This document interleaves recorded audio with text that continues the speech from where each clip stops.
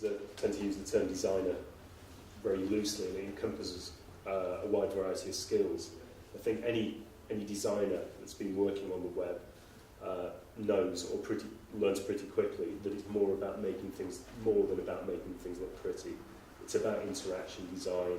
It's about making things fit for purpose. It's not just colouring in, as we know. It's different in different places, though. I think, like when places say they do UX or clients say they do UX, there's a whole lot of different stuff wrapped up in that. So sometimes you might have like someone whose job role is UX designer, and it's quite hard to kind of unpick what people do a lot of the time. So they might be a designer who kind of thinks a bit about where things should go on a page rather than just making stuff look nice. But there's all kinds of stuff tangled up in those words. I've never heard of an agency that says we don't design with users in mind. Yeah. Well, I mean, every kind of interaction with anything really is a user experience.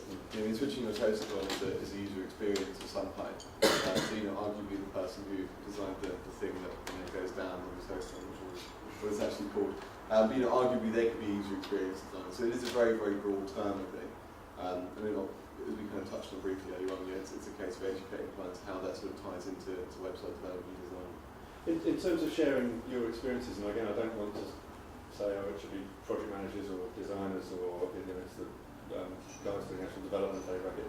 But is there, in the projects that you've delivered in the past, are there any sort of common areas where you have learned that if it's going to go wrong, it's likely to be because of a particular stage in the project or a particular group in the project, the client? It's someone maybe being a little bit too opinionated within the team and getting their elbows out and having an effect across the whole user experience, and bits getting forgotten because of that, I think. I tend to read the loudest voice often gets especially for home pages as well. The loudest voice gets the biggest real estate on the home page, and that's not a user experience. I think the other area is failure to challenge the client's brief as early as possible, or not having the confidence to challenge that brief. That could arise because you fear of losing the project, or the client's got the loudest voice, which very often they have. And if you don't, they're paying the bills after all, but if you don't speak up for what you believe in early on, that can lead to problems later on down the line, which ultimately you get the blame for. And could have been avoided had you challenged that brief at the start. So one lesson I've learned is challenge the brief, and your clients do respect you for that. That's why it's worth having like a discovery phase at the offset. Yeah.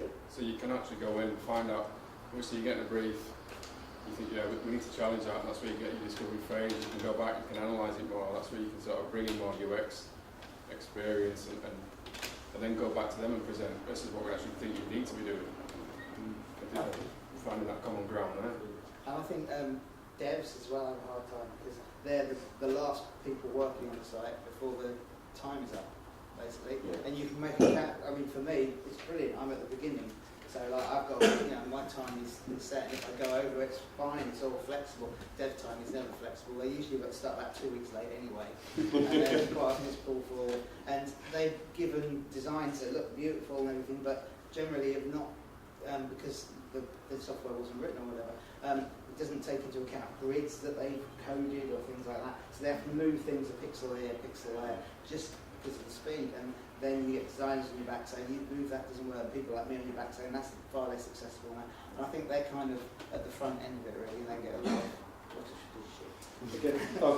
We're sort of running toward the end, so if you've got any more questions, we'll come back to you in just a moment. But I wanted to touch slightly on the things moving forward, because obviously this has been an emerging field in terms of digital for a while.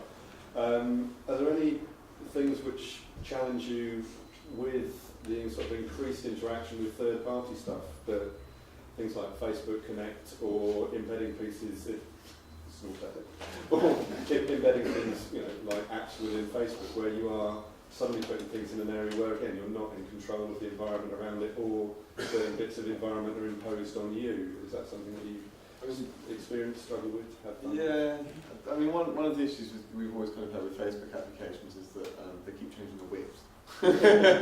which is really annoying. You know, I mean, you end up kind of writing something for a client, it looks great, it works great, and then 2 or 3 months down the line, they kind of decide to chop part of it off to stick some more adverts in. So I think that's probably not really a UX issue. I mean, it's more of just a general issue with integrating with third parties. But you do have certain kind of problems, I suppose, integrating into a UI that you don't have 100% control over. You know, when you've got external elements like all of the kind of Facebook, sort of, I suppose, the Facebook Chrome around an application that you might be running inside Facebook, you do have to work within those constraints a lot of the time, and that can be quite difficult, I find. You know, just because stuff, I mean, it never looks quite right. Mm-hmm. I think it's things like on the iPhone when you have a drop-down list, you click on it and it treats it totally separate to the drop-down list in a form or an Android browser. Or if you want to put a date in, again, it's calendar function, things like that. And just getting all that into your head, it's a totally different way of working when you click on the same button that is on every, that's on that website for every single platform. It does a completely different thing, and you've got no control over that. Well, again, that was another curiosity about, I mentioned the diversification of devices that you've got these days. An example, my 2-year-old who, if he touches a TV screen and doesn't do something, it's broken because screens stuff when he touches. Uses them. Get a new telly. But with apps, I mean, we had an interesting discussion with someone out place who's going about all these apps for the iPad, and he was saying it's brilliant because they're really, you want to explore the app, and he'll get a new app and he'll spend 2 hours sitting down exploring this app, and it's fantastic, really, really good. And that's him. That's not every single user. Some users might just want to get the train times instantly, but others might want to sit there and drive a train around and do all this. And you've got to cater for all these different audiences in a much more involved. When I started, it was just Netscape and IE, and that was the only two things you had to worry about. And now it's 3D